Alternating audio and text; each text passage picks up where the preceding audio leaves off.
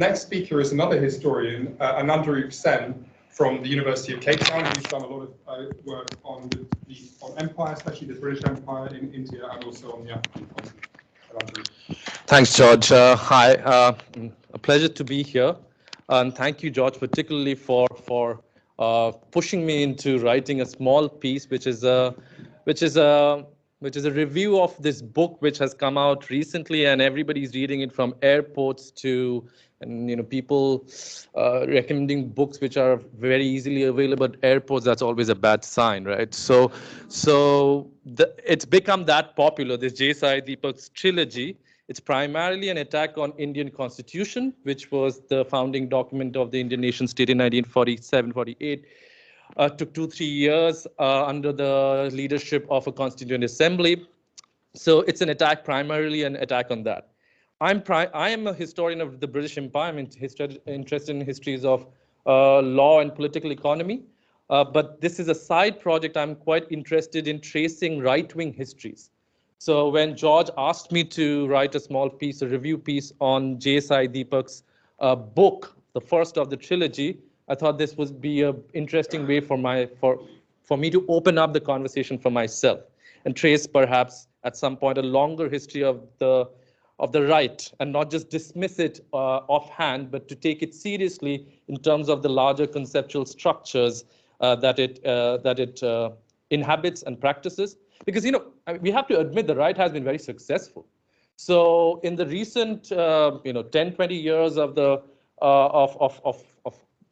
last 20 years in India, in Brazil, in America, in Israel, the rise of the right was something which caught me quite. I was quite surprised by it. And let me just begin then with a sense of experience, and use experience not in the way that often certain forms of this decoloniality uses it as a measure of opacity, where you can only participate if I allow you to. But let me do something else. Let me reverse it, and let me talk about something autobiographical, a form of experience of my coming to this question, which will perhaps allow you to come in with your questions to it. So when I was studying, when I was doing history, and I've been doing it for 20 years now, but when I was doing my master's, we were always studying. I was in a university called Jawaharlal Nehru University, which was set up in 50s, 60s as a center of excellence. Jawaharlal Nehru was the first prime minister of India, one of the modernists, key modernists in the of the Indian nation state, a very big figure. So we were at the cusp of this literary turn. So where big narratives of Marxism, big narratives of nationalism had failed politically in the 80s. And out of that failure, out of that debris, emerged academically, intellectually, this critique of universality of Marxism and universality of nationalism. So that's where subaltern studies, as one of the biggest imports of South Asian history, come about. And they didn't find it easy within the Indian Marxist circle. So it's interesting, they actually were headhunted by Nicholas Dirks in Columbia, and most of them started teaching in American universities. It speaks to the interesting circulation of ideas, not just at the level of content, but at the level of the political economy of knowledge, which is deeply missing in this version of decoloniality that we have been experiencing. So 80s was a moment of surprise. So we were all interested in the fragment, right? So big conversations on Marxism, nationalism, out of the debris and disappointment of the third world failure, had created this moment where Anglo Stoller was writing writing against the grain. The bottom line of that big moment was that there was a big criticism of nationalist historiography and Marxist historiography, particularly in South Asia. Now, as we were growing up, this was happening intellectually within the history circles, and I'm also a historian, sorry. So I'll confine my conversation to this. But politically in India, something very interesting was happening. So I don't know if you know, so from 1949, out of the Constituent Assembly debates, there was affirmative action principles which were encoded in the Constitution. So they were to address historical marginality in terms of caste and tribal identity. So the two big groups, scheduled castes and scheduled tribes, were given quotas in jobs and educational institutions. So this began from 1950s. Now in the 1980s, early 1990s, out of the success of the global green revolution from, funded partly by Rockefeller, so there was a class, peasant class in India, middle caste and middle class peasants who became very voluble in Indian politics. There was a prime minister who came out of that politics. And in early 90s, there was a big push from the uncharitable political commentators would describe this class as a kulak peasantry, but it was more complex than that. But be that as it may, not going into the details of it, by 90s, India went into this coalition politics. So the big, grand, old party of Indian politics like ANC, Indian National Congress, collapsed, and at the same time, you had the signing of GATT, and you had this fragmentation of political parties and political structures within India.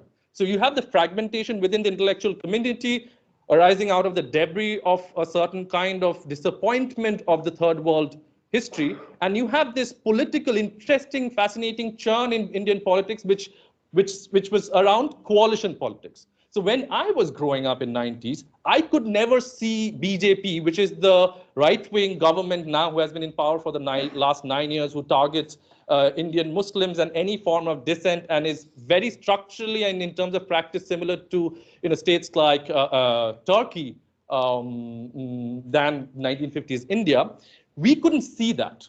As students, as intellectuals, I wasn't a part of the intellectual community, but the intellectuals, as students, as politicians, we were very involved in the criticism of the big Marxist projects and trying to figure out different levels of left positions within that. But in the next 20 years, this is what caught us by surprise. You have now 2015, this holographic image, literally, not figuratively, because they were bankrolled by these two big, big two industrialists, Ambani. So one of the practices that the right started using was they had Narendra Modi's holographic image in all the rural sectors of India as a part of their campaign program. So you have this emergence or the resurgence of this one majoritarian politics and one big party. So this is a surprise which we couldn't. We were critiquing the larger problems of modernity within modernity, but not realizing the fragmentation, which was very much a part of a process which in 20 years would give us something very terrifyingly different. And that's where we stand. And that's where my interest in this problem or writing this Sai Deepak's book has come from.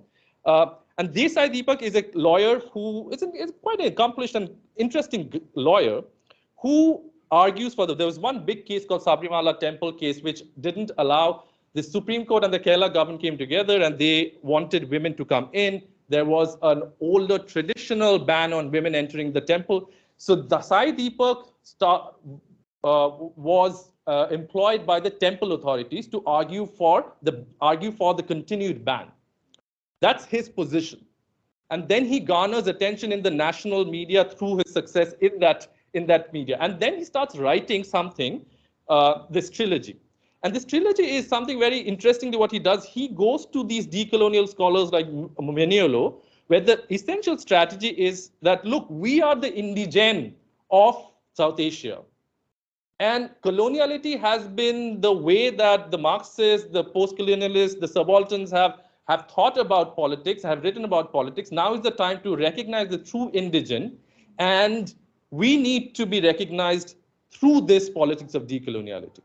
It's an interesting because in North America, the big funding for this BJP government comes from the Patels, the NRIs, a big section of the non-resident Indians who has been funding the Indian right through the 90s. It's interesting, there are these small now, Rajiv Malhotra, this guy who runs this foundation, where they're trying to enlist people enlist Fano for these kind of right-wing movements. So, and Sai Deepak's work speaks to that moment. So very quickly, if we have questions, I just wanted to kind of give you the sense of undulation, the sense of movement from 80s to 2000, which has led to this moment for critique of Enlightenment histories have been, part and parcel since 80s of any serious academic conversation. This is nothing new. As all of my colleagues have pointed out, this is nothing new. But what is interesting is the force of this, the circulation of this. I'll give you a reason. Walter Mignolo wrote a small blurb for this book, praising this book to its hilt. But then South Asian scholars came back to him and said, look, this is a right-wing person. Are you sure you want to do this? And then he retracted. Now, I'm not going in ad hominem about, this is not a personal conversation about the biography of Walter Mignolo. For me, what it stands for is the intellectual sloth. Because if it's a factory production, after a point of time, you're not really sure about what comes out of it. Because, oh, I've seen something which has referenced me so liberally, it might be on the right side of history, or what I think is the right side of history. So very quickly, in terms of what this guy does, Sai Deepak does, he talks about the understanding of Hindu as indigenous. So he pushes back the entire conversation to British Empire to 1500s when the Mughals came in, which is never any self-respecting undergraduate, postgraduate student of Indian history wouldn't see it in the terms that this guy is writing. But it's very useful for the contemporary Indian politics because it allows then the Muslim Indians, a huge, after Indonesia, one of the largest Muslim populations in the world, to be immediately castigated as complicit to this colonialism since 1500. So on one side, that's the Indic conversation. The other side is to saturate or insulate itself, rather, from internal criticism of caste and tribe, is to say that there are no distinctions. Any conversations of caste is actually a colonial construction.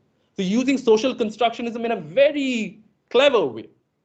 So these are the two basic things that he does.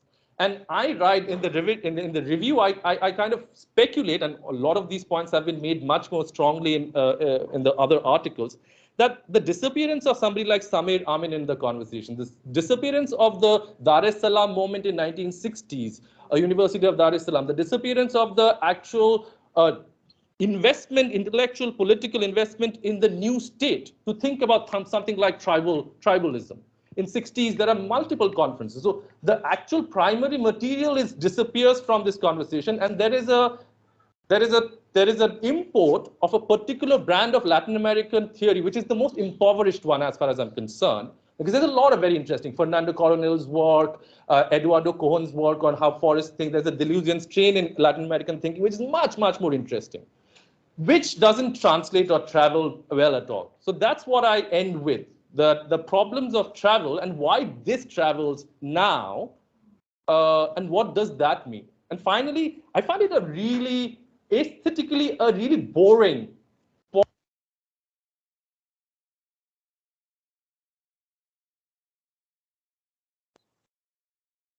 Sound's gone.